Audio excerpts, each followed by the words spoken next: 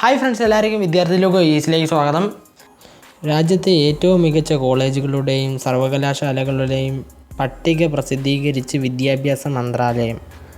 National institutional ranking framework തയ്യാറാക്കിയ report കേന്ദ്ര വിദ്യാഭ്യാസ മന്ത്രി ധർമ്മേന്ദ്ര പ്രധാനാണ് പട്ടിക പുറത്തുവിട്ടത്.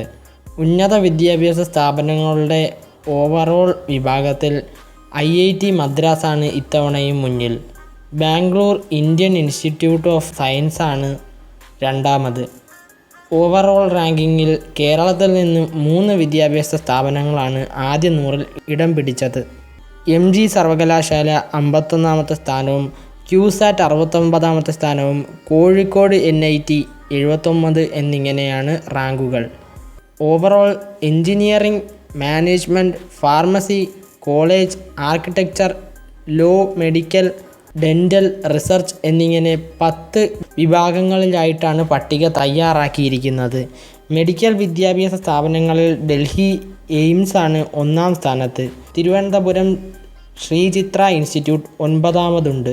സർവകലാശാല വിഭാഗത്തിൽ Bangalore Indian institute of science 1-ാമതും JNU 2-ാമതും.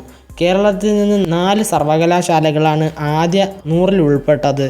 MG സർവകലാശാല 30, കേരള സർവകലാശാല 40, QSAT 41, കാലിക്കറ്റ് സർവകലാശാല 69 എന്നിങ്ങനെയാണ് റാങ്കുകൾ. ഡൽഹി മിറാണ്ട ഹൗസാണ് കോളേജുകളിൽ 1-ാമത്. തിരുവനന്തപുരം യൂണിവേഴ്സിറ്റി കോളേജ് 24-ാം സ്ഥാനത്തുണ്ട്. രാജഗിരി കോളേജ്, തിരുവനന്തപുരം മാർ ഇവാനിയോസ് കോളേജ് എന്നിവർ ആദ്യ 50-ലെത്തി. മാനേജ്മെൻറ്റിൽ IIM അഹമ്മദാബാദാണ് 1-ാമത്. IIM കോഴിക്കോട് 5-ാമതാണ്.